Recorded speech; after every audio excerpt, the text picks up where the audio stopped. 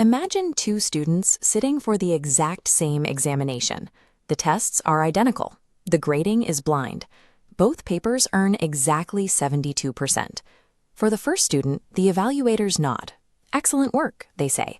The score is immediately accepted as proof of ability. But for the second student, the reaction stalls. The evaluators hesitate. "Let's see if this was just a lucky paper," they say. They want to see the next test, and the one after that. Both students performed identically. The variance lies in the burden of proof assigned to them by the evaluators. A shared target is meaningless if the evaluators demand vastly different amounts of evidence before they actually believe you hit it. Achieving identical objective metrics is insufficient when the subjective standard for belief remains unequal.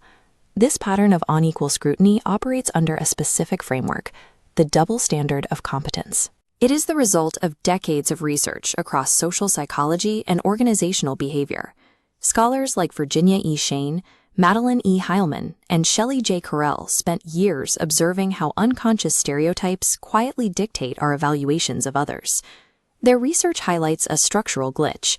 Organizations can write identical rules for every employee, but those rules provide no protection if the gatekeepers apply them with shifting levels of skepticism. To understand why this happens, we have to look at how human cognition operates. Our brains are prediction machines. We are constantly, subconsciously, categorizing who looks like a leader, who sounds intelligent, and who naturally belongs in a given environment. When someone matches our pre-existing expectations, perhaps they possess the cultural capital of a prestigious degree, the halo effect triggers a positive cognitive assumption. The sorting mechanism bypasses the usual security gates, accepting their first success as definitive confirmation of their talent. But when a person defies those expectations, the brain treats their success as an anomaly. Instead of confirmation, the evaluator sees a result that requires further testing. The success is blocked by a series of locked gates, each requiring a fresh round of proof to open. Think of a hospital hiring two surgeons. One arrives from a world-renowned medical school. After a single successful operation, their colleagues agree they are a natural talent. The other graduated from a lesser-known university abroad. They perform an equally flawless surgery, but their peers say, "Let's wait until we've seen 50 more." Pre-existing expectations dictate whether an evaluator processes a single success as a definitive sign of skill or as an exception that requires interrogation. This creates step 3 of the framework, shifting standards. For one employee, promotion requires delivering a single successful project. For their colleague, the threshold for that same promotion quietly expands to 5 successful projects. This is the invisible backpack, the hidden psychological burden of doubt and magnified scrutiny. You are climbing the exact same staircase as your peers, but you are doing it while carrying 20 kilograms of extra weight. After providing that extra proof, you may eventually reach step 4, reputation. Both individuals reach the top of the stairs. They have the same title, the same salary, and the same career destination. But successful outcomes often hide the unequal expenditure of energy required to achieve them. We celebrate the arrival at the top while ignoring the fact that one person had to work twice as hard to clear the same hurdles. This energy deficit triggers the Matthew effect, where early advantages begin to compound exponentially. This chart shows how that works. For the first entrepreneur, immediate trust leads to an early investment.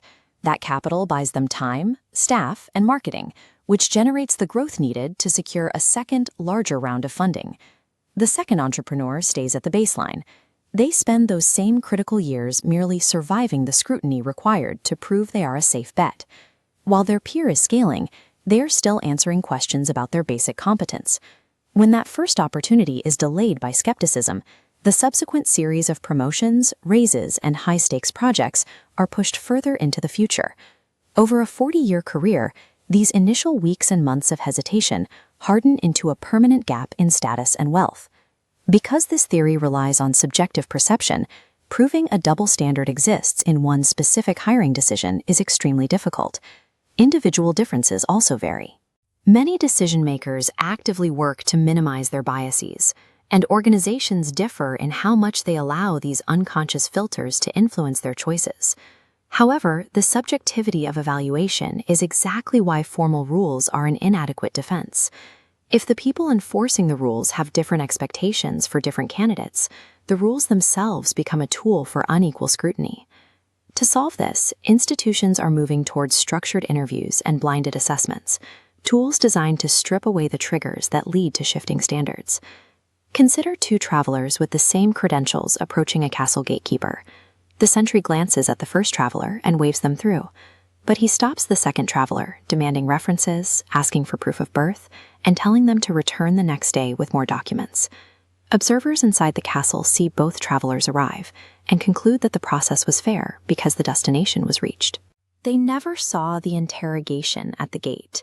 A playing field is only level when we equalize the level of proof required to step onto it. If one person must prove themselves 10 times as often as another just to enter the room, the door isn't truly open.